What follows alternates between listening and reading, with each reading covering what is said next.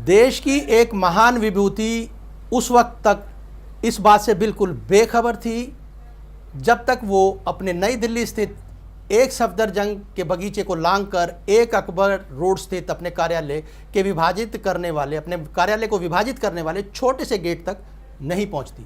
लेकिन जैसे ही वो शख्सियत निवास और कार्यालय को जुदा करने वाले छोटे से गेट को पार करती है, उसी समय मौके की तलाश में दो विश्वासघाती अंगरक्षक उस विभूति के शरीर को स्टेन गन और रिवॉल्वर की 33 गोलियों की बौछार से छलनी कर देते हैं। मेरा इशारा आप समझ गए होंगे। ऐसी जानकारी दोपहर बाद एम्स के डॉक्टर से प्राप्त होती है कि देश की तीसरी प्रधानमंत्री इंदिरा गांधी अब नहीं रही। इस तरह से एक अनुभवी और योग्य देश के तीसरे प्रधानमंत्री के जीवन का अंत हो जाता है। अगर कुदरत के नियम कायदों की शाश्वतता को देखें तो हर किसी को तर्कशील मस्तिष्क, बौद्धिक संपदा, आर्थिक संपन्नता, प्रसिद्धि और शारीरिक सौंदर्य जैसे गुण एक साथ नहीं मिलते।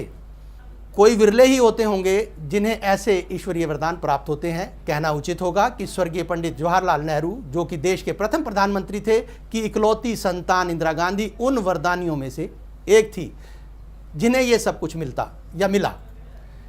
इतना सब कुछ होते हुए भी इंदिरा गांधी के राजनीतिक जीवन में कठिनाइयां कम नहीं थी। मित्रों, ऐसे में इंदिरा गांधी का जो राजनीतिक सफर था, जीवन काल था, वो कैसा रहा, पेश है उसकी कुछ झलकियां। चिंता नहीं है कि मैं जीवित रहूं या नहीं रहूं, और जब तक मुझे सांस है तब तक सेवा ही नहीं जाए, और जब मेरी जान जाएगी तो मैं कह सकती हूँ कि एक एक खून का खतरा जिसका मेरा है, वो एक एक खून एक भारत को जीवित करेगा।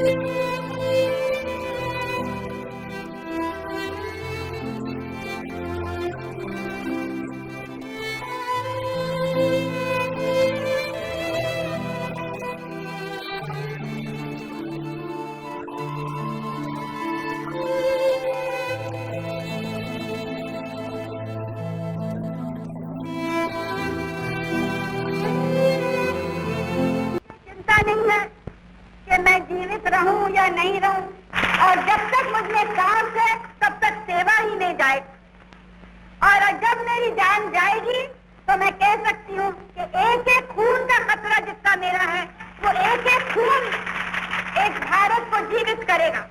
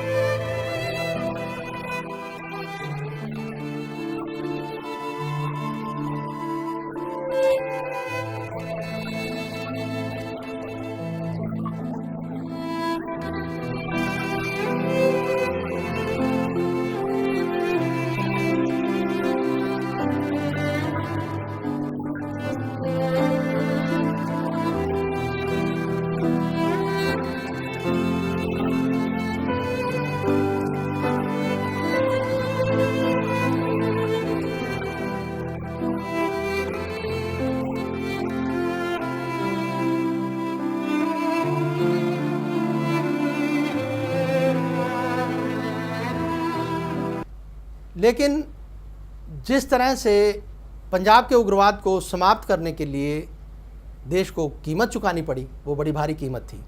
31 अक्टूबर 1984 की प्रातः 9:20 पर देश के प्रधानमंत्री के रूप में राजसत्ता का कार्यभार संभाले बैठी इंदिरा गांधी की उसके ही दो विश्वासघाती अंगरक्षकों ने उस वक्त हत्या कर दी जब वो अपने कार्यालय पर 1 अकबर रोड स्थित अपने कार्यालय पर आयरिश टेलीविज़न पर प्रसारित किए जाने वाले ब्रिटिश एक्टर पीटर उस्तिनोव को एक इंटरव्यू देने के लिए जा रही थी।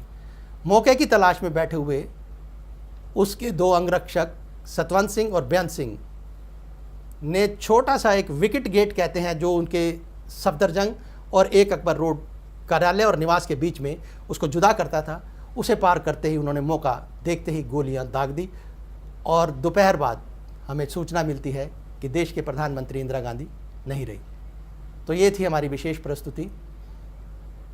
नमस्कार।